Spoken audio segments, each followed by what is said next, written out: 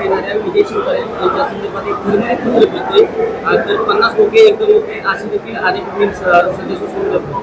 मी नाही बाई, मी या दुष्काळाच्या कामात व्यस्त आहे, त्याच्यामुळे माझ्या वाचनात काय आलेलं.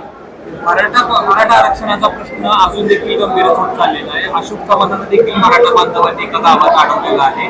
सातत्यानं मागणी केली जाते मराठा आरक्षण यावरती आपण. मराठा, धनगर, लिंगायत, मुस्लिम आणि भटक्या विमुक्त समाजाची पूर्णपणे आज सत्तेत असलेल्या लोकांनी फसवणूक केलेली आहे.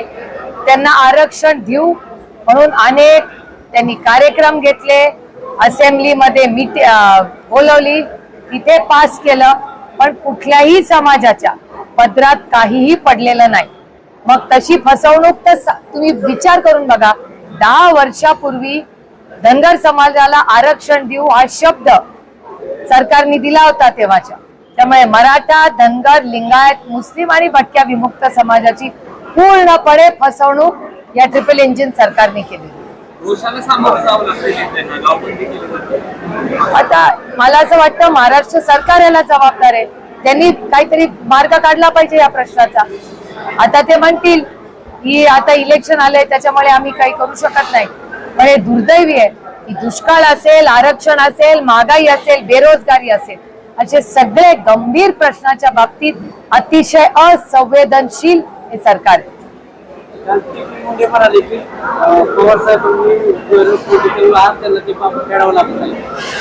लोकशाही आहे, प्रत्येकाला बोलायचा अधिकार. खरं आम्हाला माहिती आहे.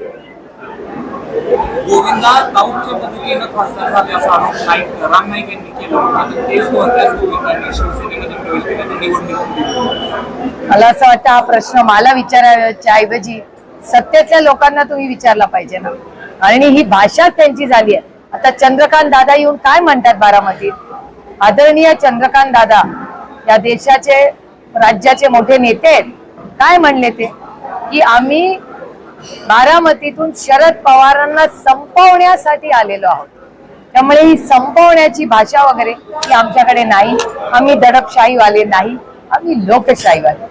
लोकशाहीमध्ये कुणाच्या संपवासाठी आम्ही राजकारण करत नाही. मायबाप जनतेच्या आयुष्यात एक चांगला बदल घडवण्यासाठी आम्ही राजकारण करतो. काँग्रेसनं इंडिया आघाडीनं दलितांना पुण्यात उमेदवारी दिली. भाजपचे नेते सातत्यानं टीका करतात. आता मला असं वाटतं कोण किती शिकलंय, का शिकलंय, कशासाठी शिकलंय, त्याची कारणं काय ही कोणी पाहिजे. या राज्याचे अतिशय मोठे मोठे नेते होऊन घेतले.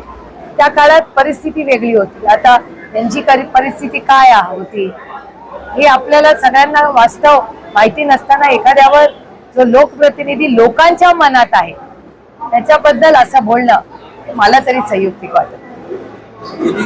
या आणि पुढच्या महिन्यामध्ये जवळपास महाराष्ट्रामध्ये 10 सभा होणार आहेत. कसं बघता या सगळ्या निवडणुकीच्या वातावरणात? अतिथी देवो भव, अतिथी देवो भव. प्रत्येक जे आपली संस्कृतीच आहे की जो जो अतिथी आपल्याकडे येतो तो देवभव, त्याचं स्वागतच केलं पाहिजे, त्याचा मान सन्मान केला पाहिजे. त्याच्यामुळे पाहुण्यांचं स्वागत ही महाराष्ट्राची संस्कृती आहे. काय अपेक्षा करताय? आता काय अपेक्षा करणार? दुष्काळ आणि आरक्षण, महागाई आणि बेरोजगारी हे जर प्रश्न सोडवले तर आम्हाला मनापासून आनंद होईल. वंचित महाआघाडीचे प्रयत्न चालू आहे का? आमचा सगळ्यांचाच प्रयत्न आहे की प्रत्येक व्यक्ती जी लोकशाही मार्गाने लोकशाही वाचवण्यासाठी आणि संविधान वाचवण्यासाठी जे कोणी पक्ष आहेत आम्ही सगळ्यांनी एकत्र या देशासाठी लढावं, एवढीच आमची भूमिका आहे. पोलीस भरती संदर्भात सातत्याने पोलीस भरतीच्या गेले 1-1.25 महिने झाले युवक आणि युवती मला भेटत असतात. त्यांची कागदपत्र त्यांना वेळ मिळत नाही. त्यांचे जातीचे दाखले तपासणी तहसीलदाराकडून होत नाहीये. मी अनेक वेळा प्रशासनालाही त्याच्यात कुठलंही राजकारण न आणता मी स्वतःही अनेक वेळा तिथल्या मोठ्या नेत्यांची, अधिकाऱ्यांशी बोललेले आहे, पण अतिशय असंवेदनशील पद्धतीने फक्त इलेक्शन, पक्ष फोडणे, घर फोडणे, इन्कम टॅक्स, सीबीआय आणि ईडी आईसच्या कारवाया करणे हे करण्यात इतकं व्यस्त आहे सरकार की त्यांना या गरीब कष्ट करणाऱ्या आपल्या मुलांनी ज्यांनी उभं आयुष्य कष्ट करून आज मेरिटवर त्यांना पोलीस भरती करायची आहे त्यांच्यावर अन्याय करायचं पाप हे ट्रिपल इंजिन सरकार करते.